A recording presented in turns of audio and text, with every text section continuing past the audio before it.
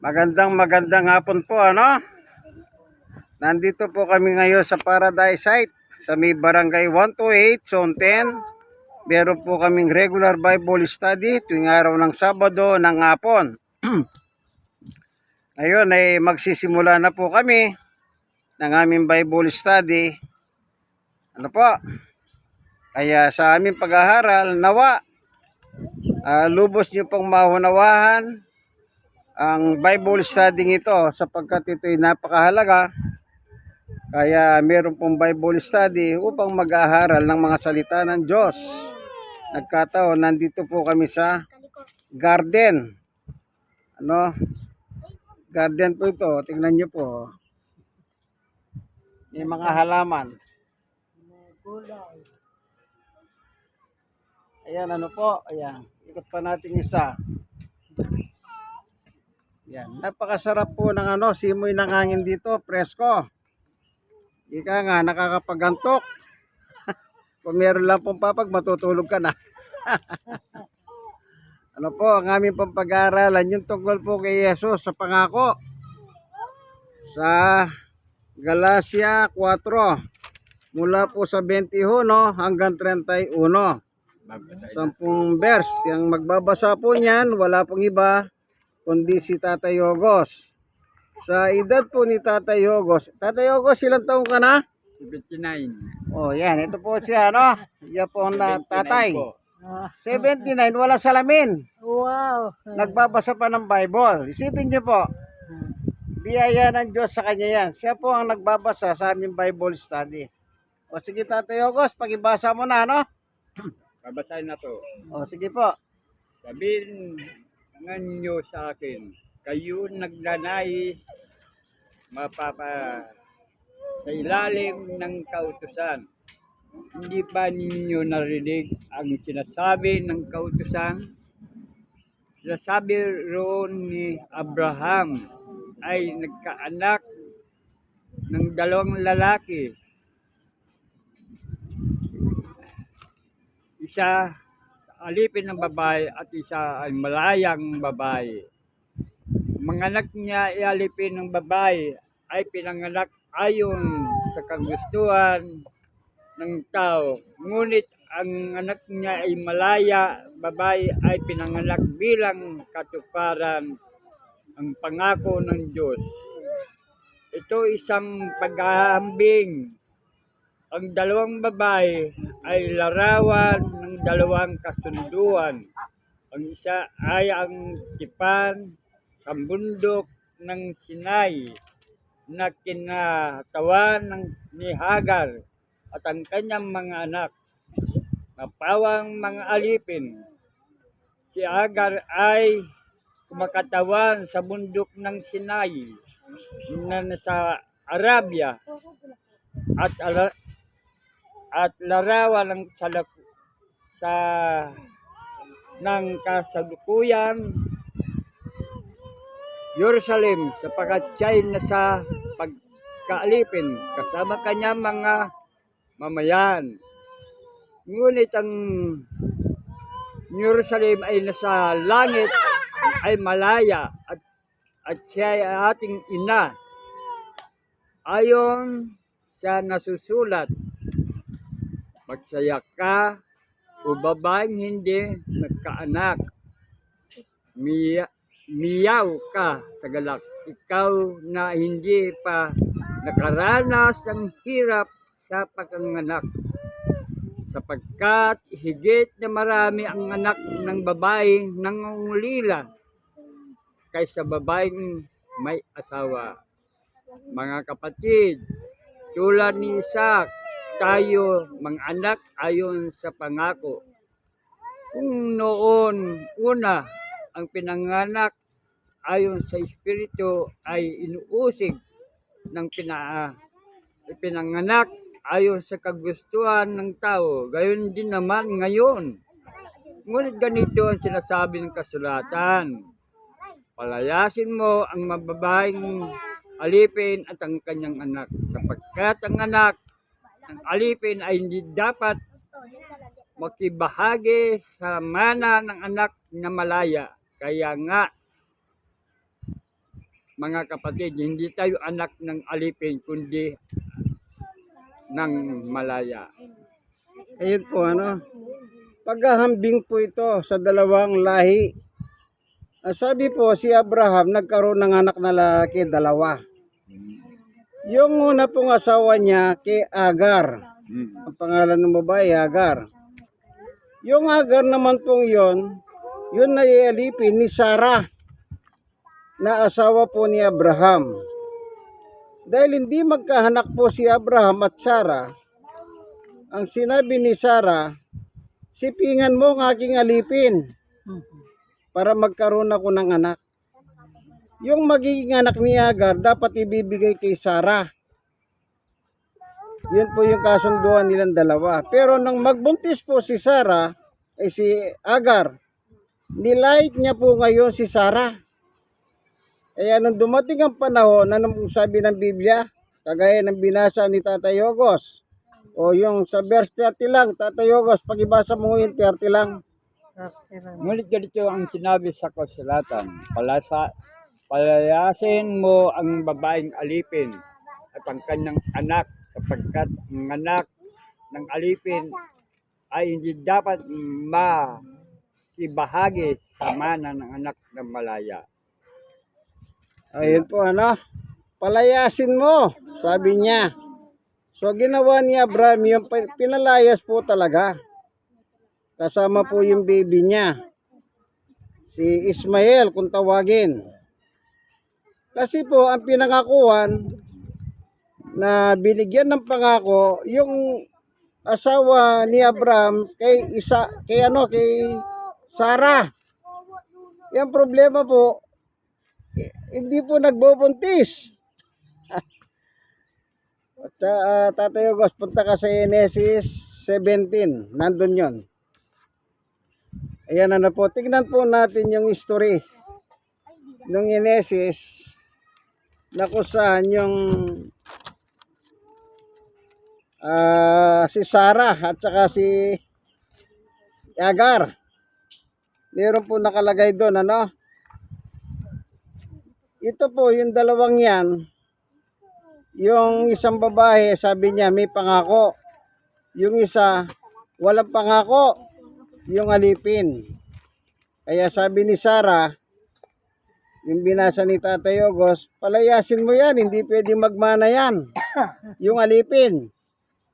Yung anak po ni Abraham kay Agar na pangalan na Ismael. Ano po? Ano bang Dito po, verse 17. Sige po, basahin nyo pa yung 1, 2, 3. Tignan ko nga itong Biblia mo. Sandali tayo, boss, Pipiliin lang natin. Kasi, lang ito. Kinukuha lang natin yung tungkol kay Sarah. Ay, ito. Mula po sa 17 hanggang 26. Yan.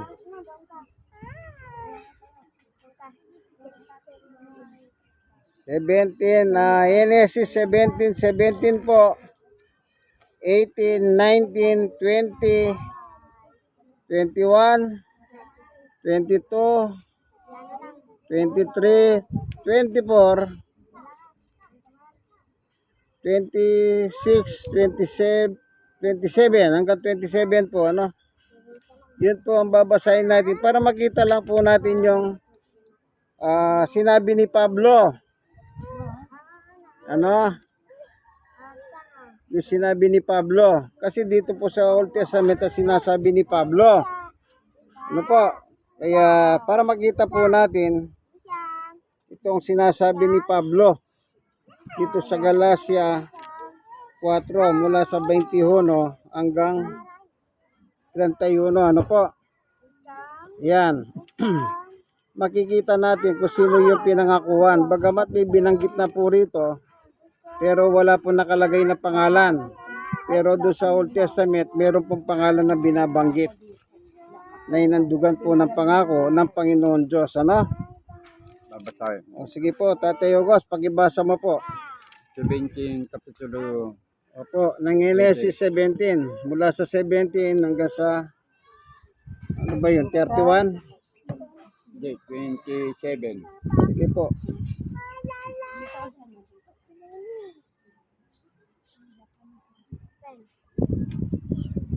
At sinabi ng Diyos, bakit hindi na lang po si Ismael ang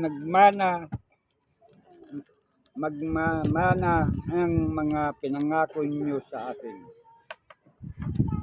Kaya sumagot ang Diyos, hindi, ang asawa mo si Sarah ay magkakaanak ng isang lalaki at tatawagin mo siyang Isaac. Magkipag-ipan ako sa kanya at ang kanyang lahi magpakailanman. Tungkol naman kay Ismael, ipakaloob ko ang kahilingan mo. Pagpalain ko siya at pararaming ko rin ang kanyang mga lahi. Pagkakaalak siya ng 12 prinsipe at magiging bansa makapangyarihan ang kanyang saling lahi. Ngunit ang aking tipan sa iyo ay matutupad kay Isaac na isisilang ni Sarah sa 1 taon sa ganito rin panahon. Pagkasabi nito, nilisan ng Diyos si Abraham. Nang araw ninyon, ayon sa utos ng Diyos, tinuri ni Abraham si Ismael at lahat ng lalaki ng kanyang sambayanan ay maging mga alipin pinanganak noon o binili. Si Abraham ay 90 na taon na nang tinulin. Si Ismael naman ay 13. Tinuli sila sa parehong araw at noon din araw na yun, tinuli kanya mga alipin. Ayan, ano po, nabasa niyo po. Yung may tipan kay Sarah. Yung pong kay Ismael, kasi gusto ni Abraham, kung pinagpala yung kay Sarah, gusto niya rin pagpapalay ng Diyos yung kay Ismael, yung anak niya po sa alipin kay Hagar. Pero isa lang po ang blessing ng Diyos naka-intended to sa Sarah, yung magiging anak ni Abraham kay Sarah. Doon po nagmula yung lahi ni Jesus. Kaya yung pangako sa dalawang ito, kay Hagar at kay Sarah, na pareho pong anak ni Abraham, yung anak nila. Ang meron pangako ay yung kay Sarah. Ang sinabi ng Diyos, ano ba yung binasa mo kanina, Tatay Ogos? Patingin nga, sa 18 ba yung binasa mo yun tungkol kay ulitin mo nga, 17 o 18 ba yun? Yung tungkol 18. kay, Sinabi niya, sige po, sige. At sinabi niya sa Diyos, bakit hindi napun lang po si Ismael ang nagmana ng mga pinangako niyo sa akin. Tuloy mo. Kaya sumagot ang Diyos, hindi, ang asawa mo si Sarah ang magkakaanak ng isang lalaki at tatawagin mo siyang Isaac.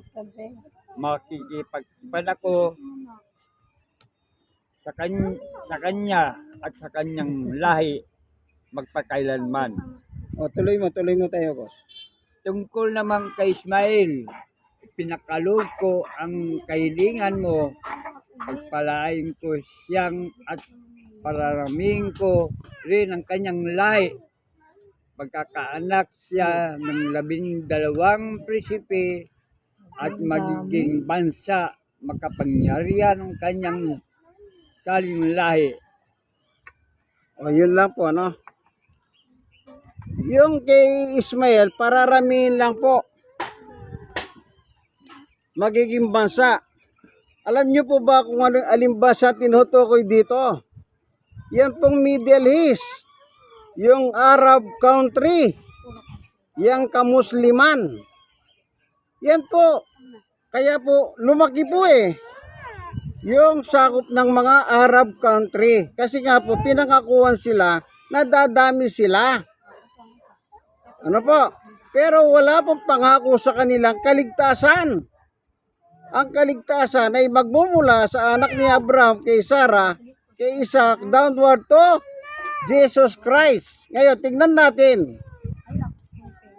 Kung meron nga bang ibang kasulatan na makikita natin na yung pangako.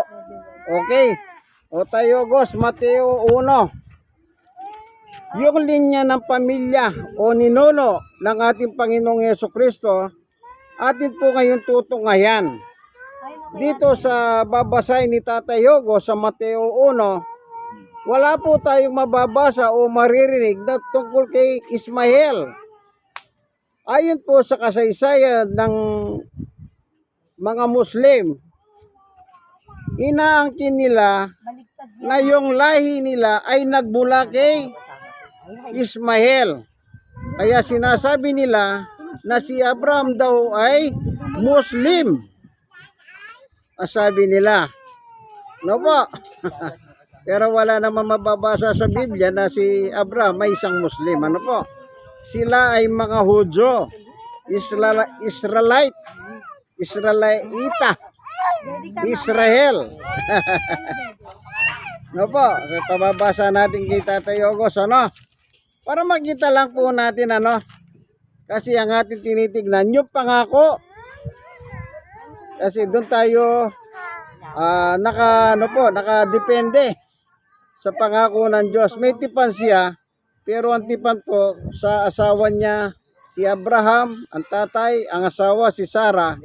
Kasi po, nung 13 years old na po si Ismael, ay nagkaroon din siya ng anak na isa. Binigyan siya ng Diyos. Kaya sabi po ni Sarah, aba, sa tanda kong ito, sino pa ba nang mag-aakalang makapagpasuso pa ako ng bata? Ano po, pinasaya siya ng Diyos. Ano po, nung panahon na yan, isipin niyo po yung edad nila. Si Abraham, 100. Itong asawa Sarah, may 90. O isipin niyo po, yung 90 ng anak pa. Oh. Kaya, ang totoo niyan, ang Diyos po talaga nagbibigay ng anak. Kahit anumang gusto ng tao magkahanak, kung hindi po, talagang wala. Okay? Ito si Sarah Baug, pero sinabi ng Diyos, sa isang taon, babalik ako. Magkakaroon ka ng anak. Kaya nagkaanak po. Ano? Kasi doon po yung pangako. Kaya siya nagkaanak kasi yung pangako sa kanya. Okay? Tayo, Gos, basahin mo lang yung ano. Sa Mateo 1. Hanggang 17. Lahatin na natin. Total, matyaga ka naman magbasa. Opo, ganyan eh. Ngayon, Mga talaan, mga ninuno, mga Jesus. ayan. Hanggang 17, no? Opo, hanggang 17. Lalahatin na natin para makita natin yung katotohanan. Total, katotohanan naman ang ating tinatalakay. Ano po? Opo. Yan. Basahin na. O, sige tayo, Gos, basa mo lang. Ito ang talaan ng mga ninuno ni Jesus Kristo na mula sa angkan ni David, nagmula naman sa lahi ni Abraham. Mula kay Abraham hanggang kay Haring David, ang mga ninuno ni Jesus, sina Abraham, Isaac, Jacob, na ama ni Juda at ang kanyang mga kapatid. Juda na ama ni Pares at Sarah at Tamar. Pares, Esrom, Aram, Aminadab, Naason, Salmon, Boaz na anak ni Salmon, kay Rahab, Obed na anak ni Boaz, kay Ruth, si Jesse, na ama ni Haring David. Mula naman kay Haring David hanggang sa naging bihag ng mga taga-Juda ng Babylonia. Ang mga ninuno ni Jesus ay sina David, Solomon, na anak ni Haring David na asawa ni Urias, Rehoboam, Abias, Asa, Yoshapat, at Joram.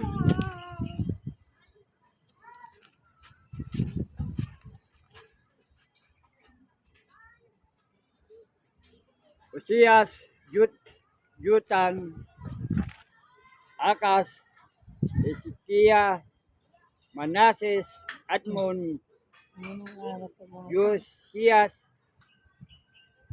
Jeconias, at ang mga kapatid nito. At pagkatapos na silang maging bihag sa Babylonia hanggang sa pinanganak ni Jesus, ang mga ninuno niya ay sina Jeconias, Sanatil, Zerubabel, Abiud, Eliakim, Asur, Sadok, Hakim, Elod, Elisar, Matam, Jacob, at Jose, nakasawa si Maria. Si Maria ang ina ni Jesus at tinawag na Kristo. Sa matuwid, may 14 na salilay mula kay Abraham hanggang kay David. 14 mula sa kay David hanggang sa pagkabihag sa mga Israelita sa Babylonia at line up 4 din mula sa pagkabihag sa Babylonia hanggang kay Kristo. Ayan po, ano?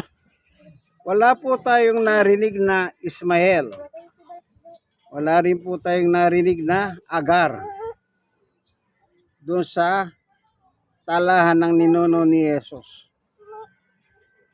So, kaya ang pangako ng kaligtasan po, doon po sa anak ni Abraham, mula sa asawang si Sarah, si Isaac, hanggang papunta kay Jesus. Kay Ismael, wala po. Tandaan nyo po ha, yung lahi ni Ismael, yan po ang inaangkin ng mga Muslim o Islam kung tawagin. Na sila daw ay nagmula din sa lahi ni Abraham sa pamamagitan ni Ismael. Pero walang pangako sa kanila. Ang pinangakuhan po si Abraham, Sarah, hanggang papunta kay Jesus. Ano po? Tandaan nyo po yan. Hindi naman po natin minamaliit ang mga Muslim. Pero parang tayo rin po, ano? Kung dumating ang panahon na sila po ay sumampalataya kay Jesus, sila man po magmamana ng kaharian ng langit eh. Ang problema po, sa kanilang paniwala, na si Jesus po hindi tagapagligtas. Si Jesus po ay isang propeta. Ang nakalagay sa Biblia, nangutusan po ni Jesus si Apostol Pablo, tignan po ninyo ang sinabi ni Jesus kay Pablo. Paano po mapapatawad ang lahat ng tao? Ano po? Tignan nyo po ang sinabi ni Jesus mismo kay Apostol Pablo. O, sige, gawa, Tayogos. Punta ka ngayon sa gawa, tignan natin yung sinabi ni Lord Jesus kay Pablo nang inatasan niyang mangaral. Ano po? Tignan po natin, ano? Tapin! Tapin! Yan, pababasa natin kay Tatay Ogos muli, ano po, ang kasulatan. Oh. Anong kapitulo po? Ano na yung sinabi ko, Tatay Ogos? Gawa. Gawa. Wala na, matanda na. Nakakalimot. Kalimot na. Buti na lang, nagiginig sila. 26. Buti nagiginig sila, napaalala na. Wala na. Wala na po tayong magagawa at pag tumatanda ang tao talaga. Ito, yan. Nagkakaroon sila ng sakit limot. Ano po? Pero biyaya naman ng Panginoon Diyos. Hanggat may kaya pa. 26 hanggang Opo. ngayon. Sa 12, 12, 13, 14, 15, 16, 17, 18. Yan. Hanggang pong 18 lang yan eh. Ayan. Dito mababasa natin o maririnig natin pagbasa ni Tatay Ogos. Kaya nga po sabi ko pangako kay Jesus sa kanyang lahi mula kay Abraham, Sarah, Isaac, downward to Jesus. Diyan po nakipagtipan ng Diyos sa kanya. Tignan po natin ang patotoo ng ating Panginoong Yesus nang si Abraham may gawin niya pong mangangaral niya o apostol. Sige tayo, Gos, pakibasa mo lang. Mabasahin na po. Opo. Yan ang layunin ng pagpunta ko sa Damasco. Taglay ang kapangyarihan at pangintulot ng mga punong pare ng katanghalian tapat habang kami naglalakbay. Nakita ko sa Agripa ang isang nakakasilaw na liwanag mula sa langit. Ito'y maliwanag pa kaysa araw. Totoo, nakakasilaw ang liwanag sa paligid namin magkakasama. Kami lahat ay natumba sa lupa at narinig ko ang isang tinig na nagsasabi sa akin na sa wikang Hebrew, Saulo, Saulo, bakit mo ako pinag-uusig? Pinasaktan mo ang iyong sarili sa ginagawa mo niyan para mong sinisipa ang matulis na bagay. At tinanong ko, sino po kayo, Panginoon? At kanyang sinabi, ako si Jesus na iyong inuusig. Tumayo ka, magpakita ka, ako sa iyo upang italaga ka bilang aking lingkod at magpatutuo tungkol sa mga nakita mo ngayon, sa mga pinapakita ko pa sa iyo. Ililigtas kita mula sa mga kababayan mong Hudyo at gayon din sa mga Hintil kung saan kita sinusugo. Imumulat mo sa kanila ang mga mata, ibabalik sila sa kaliwanagan mula sa kadiliman. Ililigtas kita sa kapangyarihan ni Satanas at ibabalik sa Diyos at sa pamagitan ng pananampalataya nila sa akin. Sila'y patatawarin sa kanilang mga kasalanan at mabibigyan ng lugar kasama ng mga taong ginawang banal na Diyos. Ayun po, maliwanag. Sabi ng Panginoong Yesus kay Abraham, kay Pablo, Apostol Pablo. Dito po yung pagtatalaga kay Pablo bilang mangangaral niya. Kanino daw po makukuha ang kapatawaran ng kasalanan? Ang sabi ni Jesus maliwanag. Sa pananampalataya nila sa akin, sila'y patatawarin ko sa kanilang kasalanan. Kaya po, ang pangako ay kay Jesus. Siya po kasi ang magpapatawad ng ating mga kasalanan. Wala po kay Ismael o kay Agar na naging anak ni Abraham sa kabila doon sa alipin. Ano po? kinukuha po natin yung biblical truth tungkol doon, para malaman po natin yung katotohanan. Kasi po, in fairness naman sa mga kaibigan nating Muslim, ako meron din po akong kaibigang Muslim. Ang problema po, wala po silang kaligtasan, kundi ang pananampalataya lang kay Jesus. Pagkatapos sasabihin nila si Jesus ay isang propeta, kaya tawag nila kay Jesus propeta Jesus. Tama naman yung propeta po si Jesus sa 1:4. Pero hindi lang po siya propeta, kundi tagapagligtas. Kasi eto po. O tayo, Gos, basahin mo nga muli yung 18. Napakaliwanag yung sulat na yun eh. Ayan. Babasahin pong muli yung verse 18.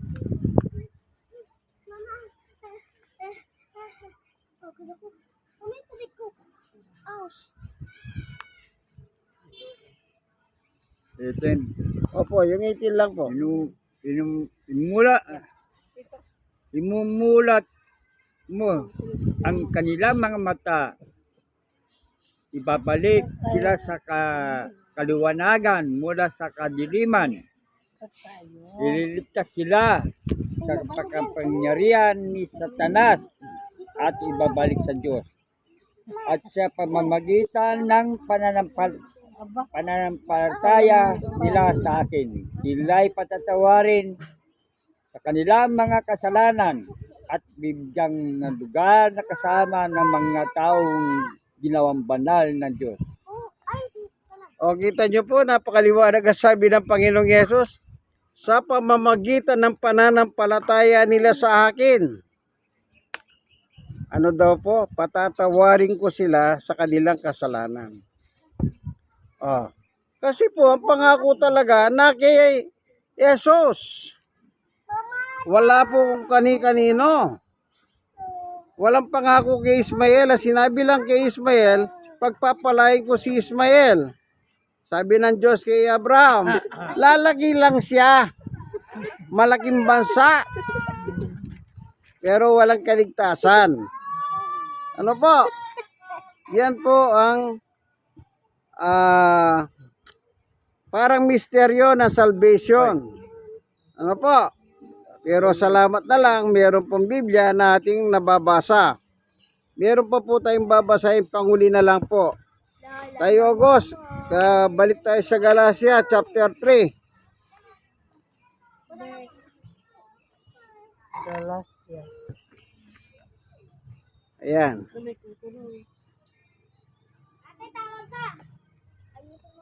Ang babasahin naman po, chapter 3, verse 15, 16, 17, 18. Yan, hanggang 18. Opo. Galatia 3, 15, 16, 17, hanggang 18. O, ito pa po ang isang pruweba. Si Pablo rin po nagkukwento rito. Salamat na lang, nagpadala ang Diyos ng apostol kagaya ni Pablo. Siya po ang nag-reveal tungkol po sa kaligtasan na nagmula sa lahi ni Abraham downward to Sarah, Isaac, at hanggang sa lahi niya hanggang kay Jesus. Ano po? Sige tayo, Gos, pakibasa mo lang yan.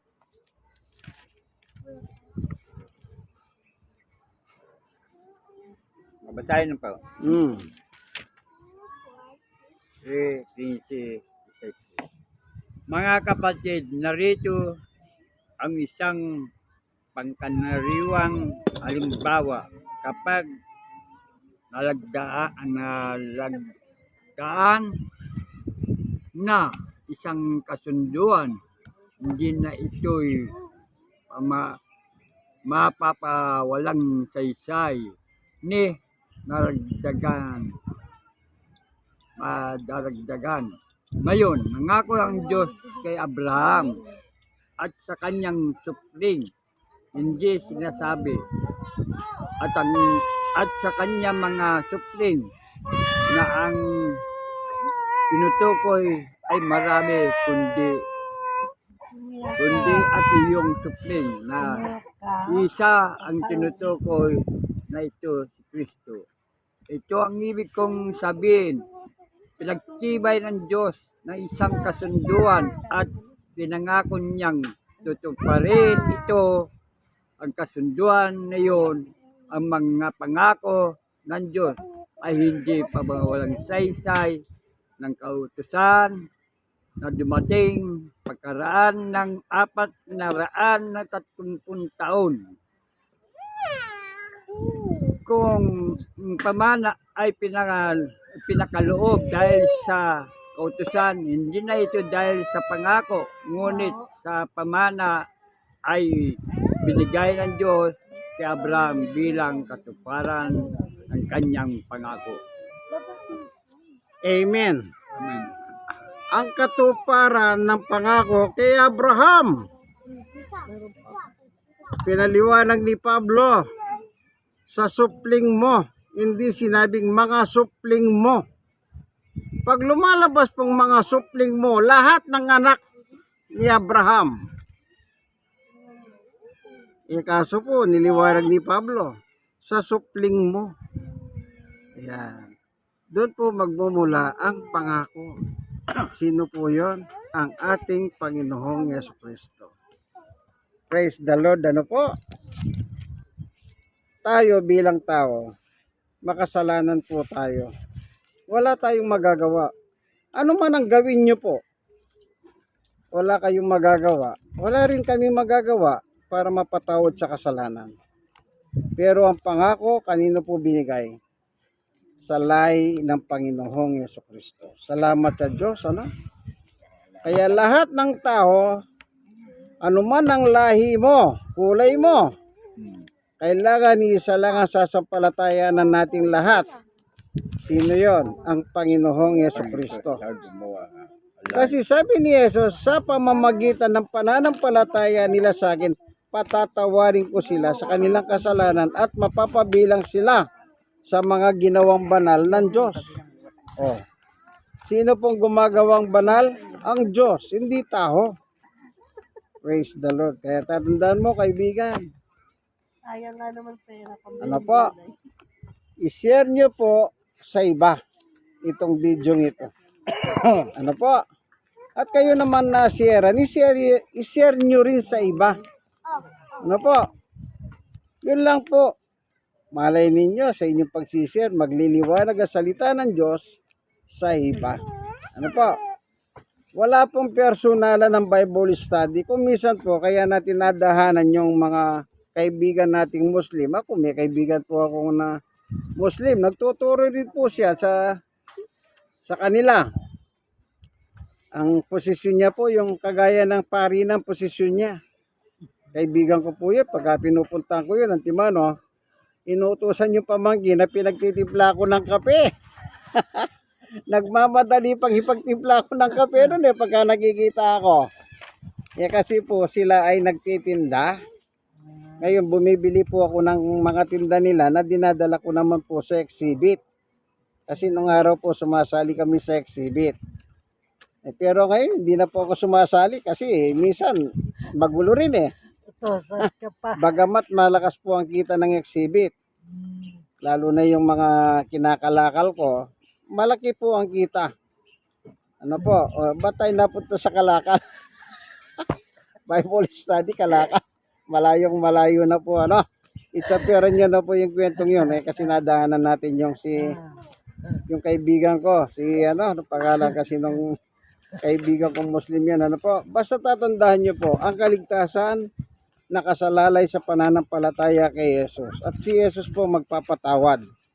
Kasi po doon ang pangako ng Diyos mula kay Abraham sa kanyang magiging lahi. Hindi po mga ano. Huwag na po kayong magmalikot ng isip ninyo. Kasi, ewan ko, pag naglikot kayo ng isip nyo, bahala na po kayo, ano. Hindi po ako naninira ng reliyon. In fairness po, sinasabi ko na.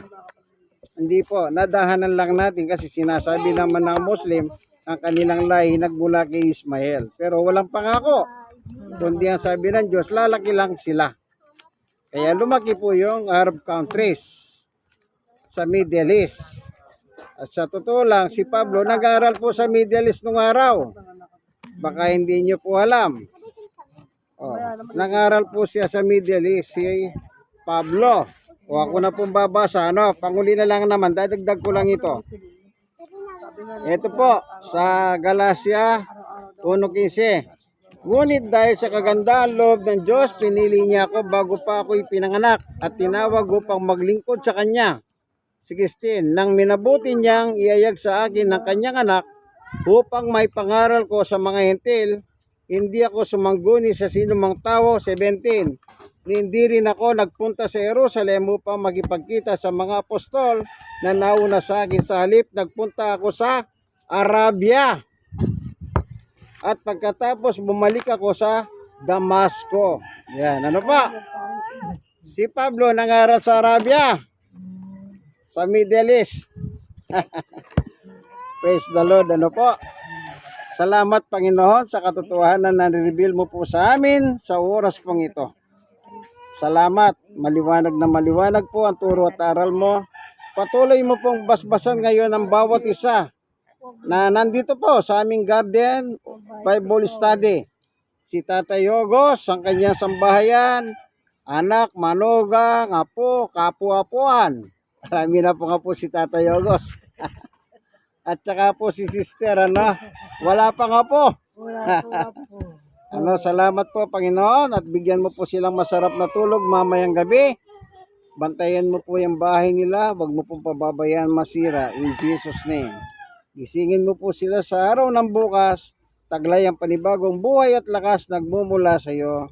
Sa ngalan ni Jesus, Amen. Minsan pa kaibigan, nasa programa po kayong ang tunay na pagbubunyag o katotohanan o salita ng Diyos ayon sa Biblia. Ano po? Ito po ang inyong kaibigan kay Jesus, Brother Manny Bautista. God bless us all. God is good.